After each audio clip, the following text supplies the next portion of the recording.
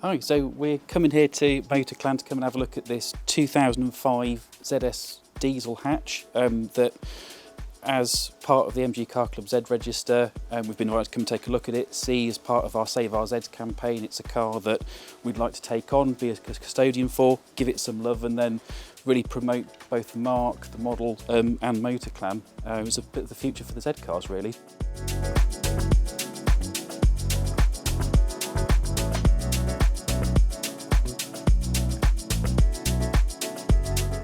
So the plan will be, it'll be a rolling restoration, so we'll aim to get it running, MOT'd, and then we can get it out to events and shows, do some, work with Motaclan to get it as sort of a bit of a rolling restoration and some promo material, really to promote the marque, the model, Save Our Zs, and Motaclan's support of that for us, which is great.